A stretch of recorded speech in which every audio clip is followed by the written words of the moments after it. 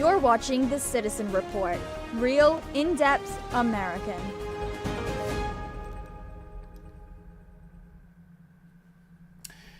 Welcome to The Citizen Report. I'm Jonathan Shannon. Thank you for joining me tonight. As always, this newscast is real, in-depth American. It's always good to be back here with you. Thank you so much for joining me.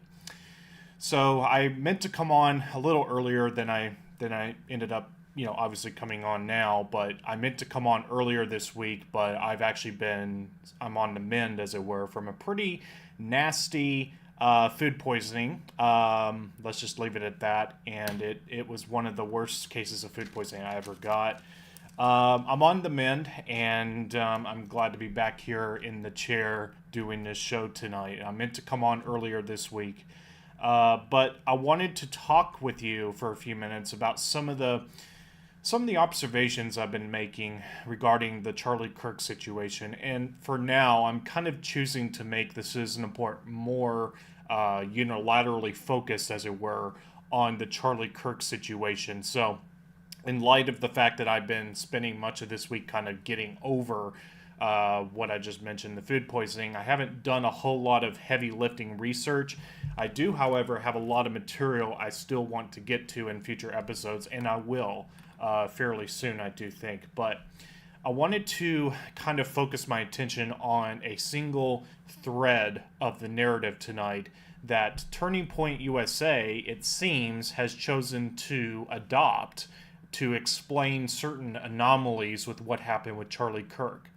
I'm also going to get just a little bit into what concerns me concerning some Christians that I'm seeing on social media, in the media, like mainstream media, alternative media, and I'm just seeing I hate to say this, but a disturbing trend take place here, and I want to talk a little bit about that as well. But first, I want to talk about something that some of y'all may already be aware of, and that is the this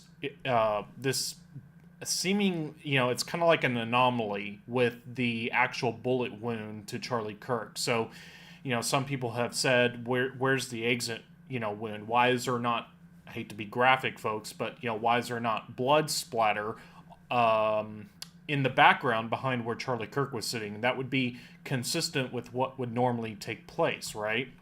So, as I understand it, this guy's name is Andrew Colvett. And he's, as I understand, I believe he's the producer of the Charlie Kirk show. Someone can correct me, but he is with Turning Point USA. And I'm going to put his X post on screen now because this is what he is saying. And I find this to be really bizarre, what he's saying here. And I'm just going to go ahead and just read through this real quick. It's a little lengthy, but I think it's important to first read what he said, and then I'm going to provide a bit of my commentary to this. So this is what he said, and I'm quoting here. I want to address some of the discussion about the lack of an exit wound with Charlie. I'm usually not interested in delving into most of this kind of online chatter, and I apologize, this is somewhat graphic, but in this case, the fact that there wasn't an exit wound is probably another miracle, and I want people to know. I just spoke with the surgeon who worked on Charlie in the hospital. He said the bullet absolutely should have gone through, which is very, very normal for a high-powered, high-velocity round. I've seen wounds from this caliber many times, and they always just go through everything. This would have taken a moose or two down, an elk, etc. But it didn't go through. Charlie's body stopped it. I mentioned to his doctor that there were dozens of staff, students, and special guests standing directly behind Charlie on the other side of the tent, and he replied, "It was an absolute miracle that someone else didn't get killed. His bone was so healthy and the density was so impressive that he's like the Man of Steel. It should have just gone through and through. It likely would have killed those standing behind him too. In the end, the coroner did find the bullet just beneath the skin. Even in death, Charlie managed to save the lives of those around him. Remarkable, miraculous." Now, this is what really is bizarre to me to begin with. Okay, I'm gonna try to give my best commentary to this, but just bear in mind, and I just ask for your audience to bear with me tonight. I'm still kind of getting over this illness that I was having this week, but. Now, this post did come out on September 20th, okay? So this has been out for days. The post itself is not what's really making the news, in my mind anyway. What is making news is the fact that this is the explanation that they expect us to settle for. And I'm not settling for this. I'm not. And the fact, and I'm just put it back up on screen for a second. In the end, the coroner did find a bullet just beneath the skin. Folks, I literally showed you the clip. They did not do an autopsy. They removed Charlie Kirk's body from the state of Utah to the state of Arizona. So, jurisdictionally speaking, his body left Utah far before it should have.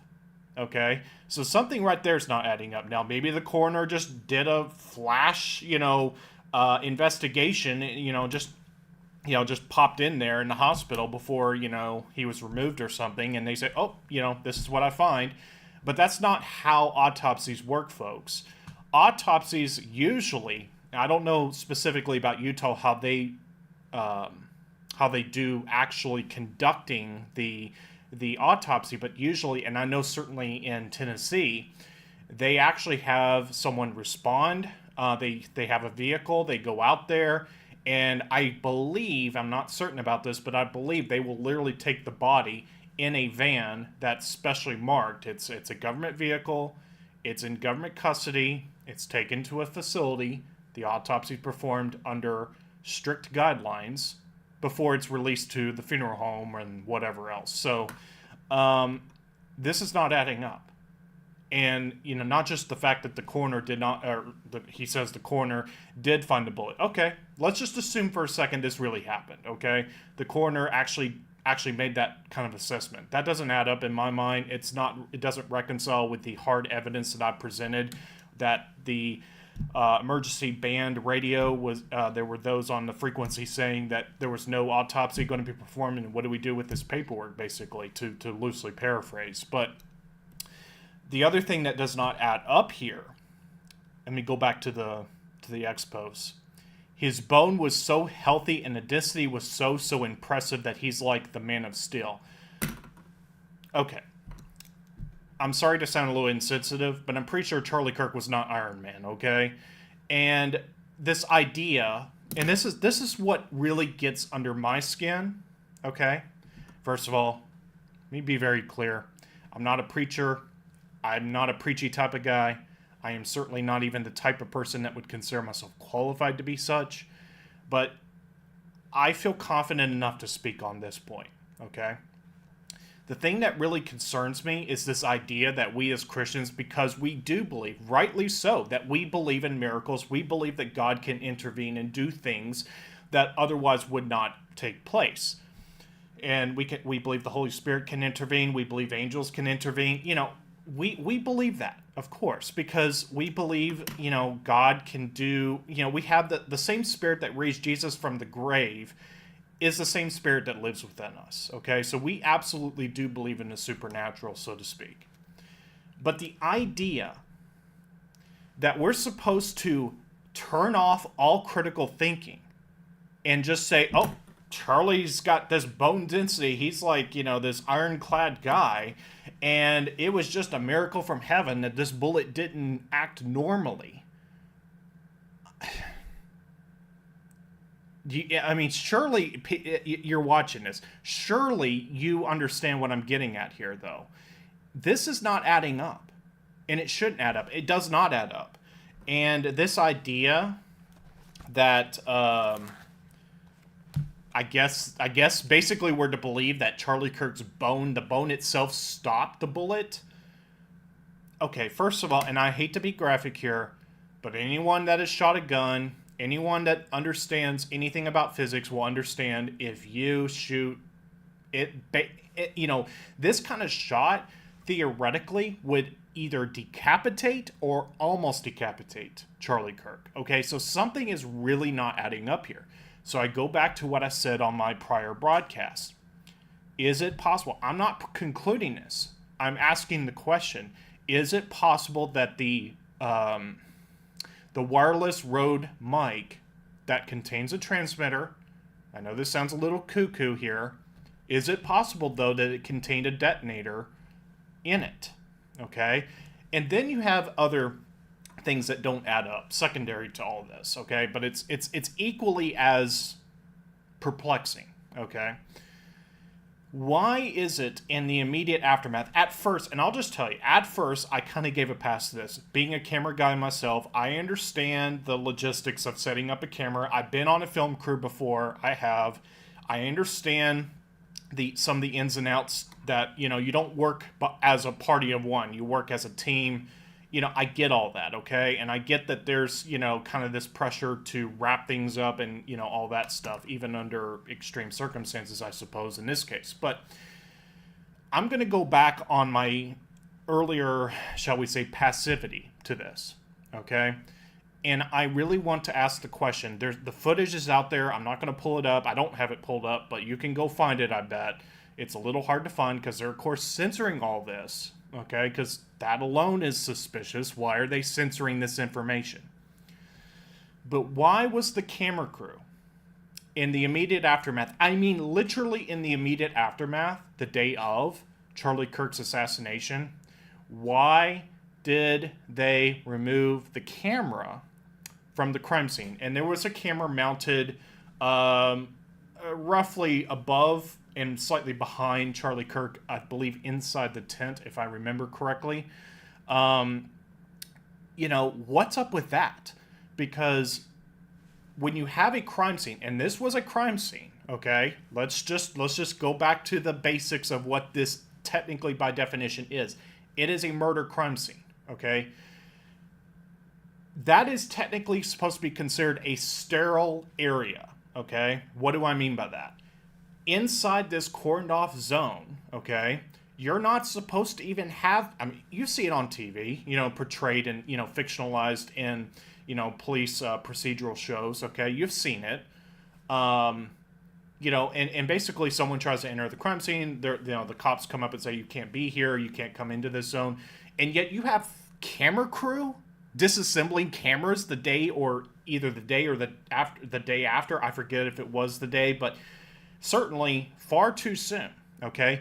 And actually, it should have been the cops, in my opinion, the investigators, that were taking it in as evidence. And I say that painfully, because the idea that I would have $1,000 camera and suddenly it's seized, even on a temporary basis, that would, be upsetting. But the reality is this was a crime. It potentially captured the event on camera from a certain point of view.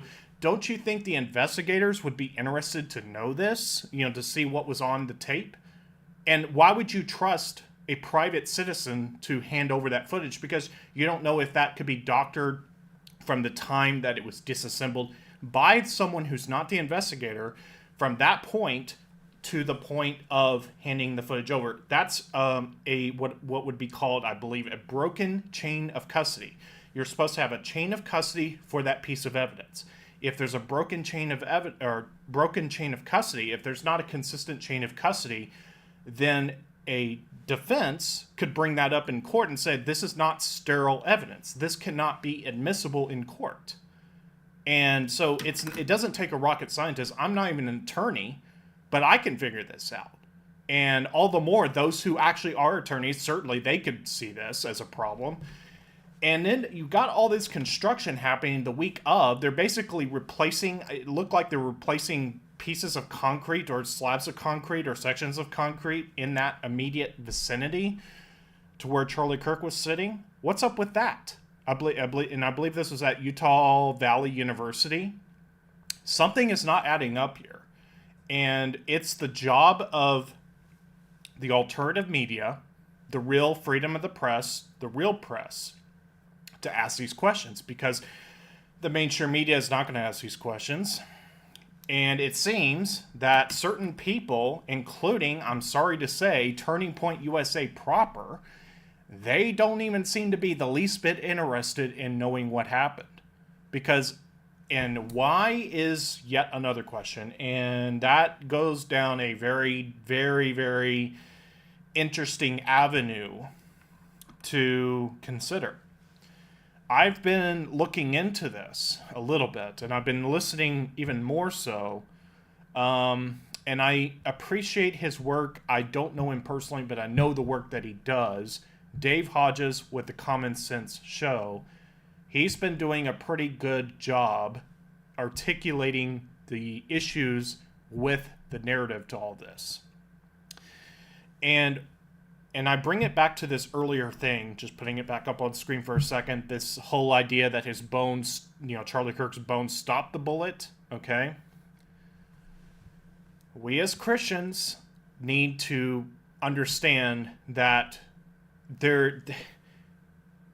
absolutely, we believe in the supernatural. At the same time, that does not mean we don't ask critical questions. And it's like one verse that just comes to mind is basically the Bereans searched the scriptures to see if just to see if something was so. Basically, I probably misquoted that slightly, but okay. So you have a clear precedent from scripture that whenever an idea is presented, you check it against the scriptures, if it's a biblical matter, of course, to see if it's actually true. It's kind of like with this recent, I'm going to go on a slight tangent here, but I can't help it.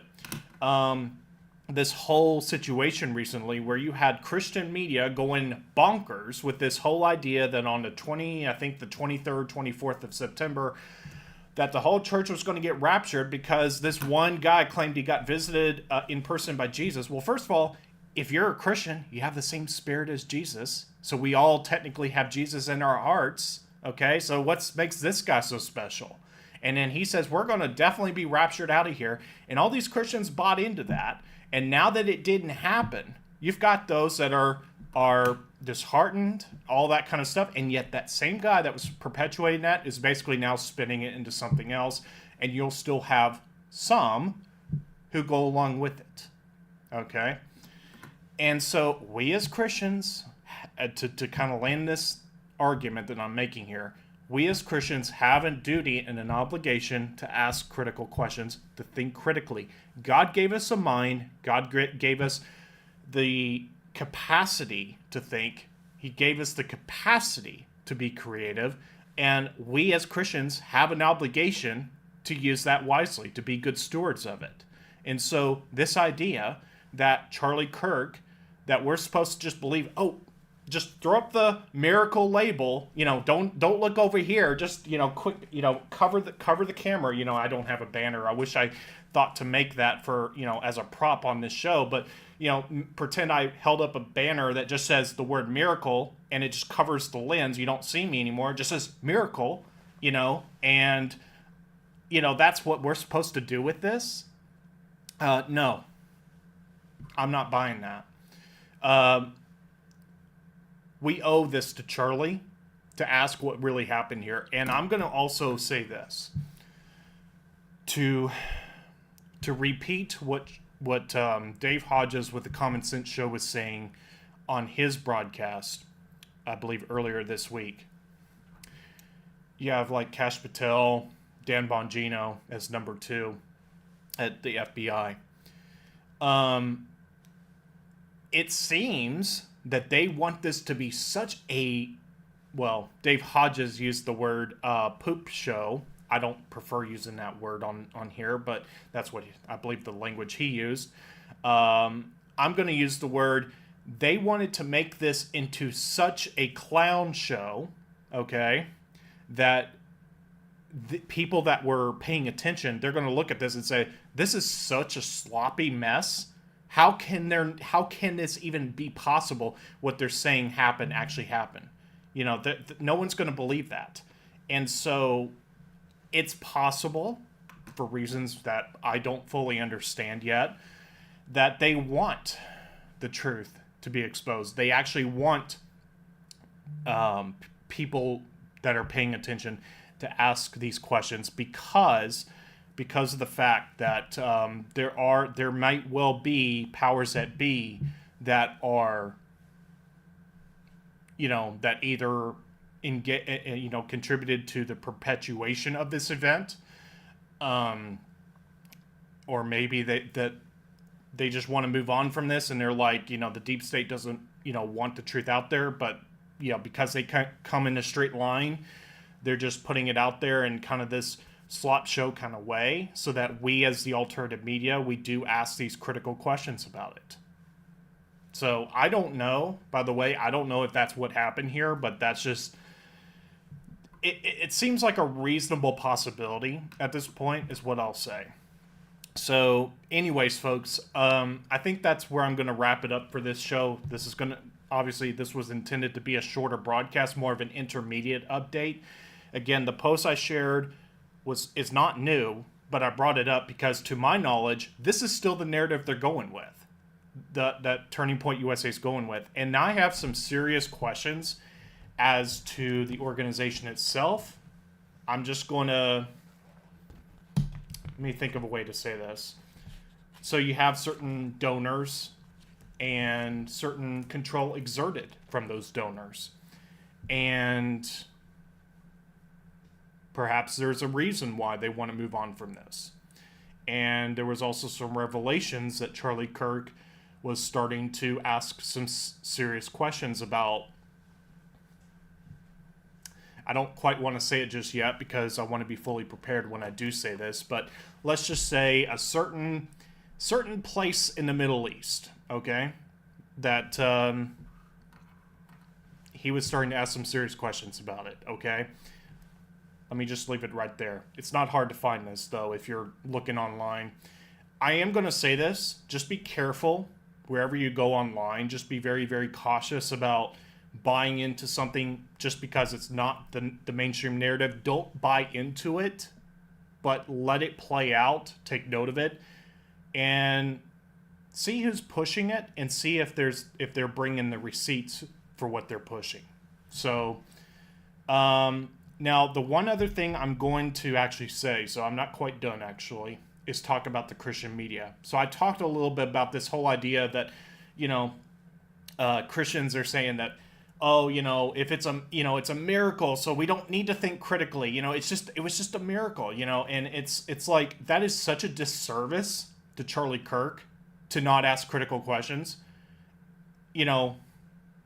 but I want to make this more of a general point, and I'm just going to be brief about this, because I don't have any material. This is just something I've been really thinking about this week, and that is, I've been watching Christian media go on, I'm just going to say it, basically going on the attack against the likes of Candace Owens. And by the way, I don't know Candace Owens that well. I certainly don't know her personally. I don't know how credible she is. But I find the motives, as best as I can tell, for the Christian media that are going against her, I find it to be foul.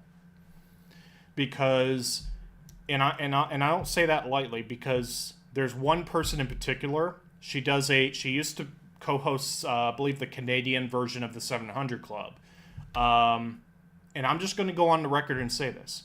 It disturbs me that somebody that is otherwise thinking critically and does a very good job on her show, on her YouTube broadcast that she puts out there. She does a very good job with it. I have a lot of respect for her journalistic research and everything. But something is really off here about turning aside Candace Owens. Like, going against Candace Owens. I personally find that to be very concerning. And it's not just this one YouTuber. I'm seeing people on social media saying, you are, let's say, anti-Semitic, okay, for asking critical questions. And I would say it's never wrong to audit something to make sure what you're supporting is, one, biblical, and two, is it in the best interest of America? Now, I'm not prepared to get into that whole situation tonight because I'm still kind of looking into it, but it really does bother me. And I actually originally planned, by the way, to originally make this about divided loyalties for, in a divided republic. You may have briefly seen that before this announcement for this show came up, because I originally made a live show, so to speak, titled as that, but then I retracted it and came out with this one instead because I felt that I wasn't quite ready to talk about that. But the thing that really bothers me is this idea that you have organizations that would have you put America first aside for the sake of supporting another country. As noble as it seems, they want you to put to the side supporting your own country. And I know that kind of goes off the subject of Charlie Kirk, but it is indirectly tied to this, okay? Just understand that. It's all interconnected. And the thing that really bothers me is that you have Christian media personalities that are essentially, they are basically going after people that are daring to ask tough questions and put forward statements that don't go along with the mainstream narrative. I'm sorry, we're in this world, but we're not of this world. So what we do as Christians is probably not going to resemble what the world does. And it's about time these media personalities understand that and come back to that baseline, because that is, by definition, what we're supposed to be as Christians. We are in this world, we're not of this world. So we're going to say things that don't align with the world. If what we're saying aligns with the world, hello, mic check, that's going to be a problem. So, that's kind of my hot take on that. I've been thinking about that this week, and it really does bother me that you do have Christian personalities on social media, on YouTube, of course, the TV networks and such, that are basically saying that, you're an outlier. You're basically not allowed to question the narrative about Charlie Kirk, about anything. Okay, that there's one way to think as Christians, and I say that's not even biblical either, because it's like this Bible verse: where the Spirit of the Lord is, there is liberty. And we do have liberty. We can reason with each other. And these Christian media personalities are doing a grave disservice, and they really need to come back and rethink their position of what they're doing right now. Because Candace Owens, while I don't know her personally, and I don't know all the work that she does, and I don't know if I agree with it all. Okay, let's just be clear. I don't know. But in my opinion, she has every right to say what she wants to say. And she should be given the room to say it. That's America. And it seems like there's certainly, at minimum, some persuasion that she's making with her arguments. And I don't know whether, like I said, I don't know if everything she's saying is true or not, but we need to give space and time to let things play out, because it could well be that what she's saying is true. So, that's kind of short of what I wanted to say on that point, but I think it's important to mention because you've got Christian media personalities a lot of people follow. And, I know that I only reach a few dozen people. Let's just be brutally honest about that. But I'm grateful to everyone that does tune in. And I feel a responsibility, even for the small audience that I have, to make sure that I'm not just parroting someone else's talking points, but I'm actually thinking and speaking what I believe is either true or could be true. And if I'm not willing to do that, if any media personality is not willing to do that, they need to, so to speak, unclip their mic, walk out of the studio, never come back. They are in the wrong line of business if they're not willing to speak the truth. So that's it for me, folks. God bless each and every one of you. Thank you so much for tuning in. Hopefully I'll be back on fairly soon. I'm still kind of getting over what I've had this week. It was pretty rough going for a couple of days. I'm not quite back to 100% yet, but I'm getting close to being back to my normal self. So thank you for tuning in, everyone, and I hope to see you again in the next broadcast very soon here on the Citizen Report. And don't forget to go to the website, thecitizenreport.net.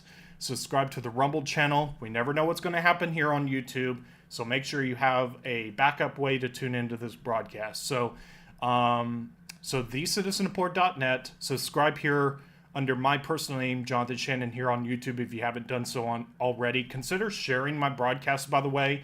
That would help me a lot. And, of course, subscribing to our channel on rumble.com as well under the name The Citizen Report there. So, God bless each and every one of you, and thank you for tuning in, and I'll see you again next time. Have a great night, everyone.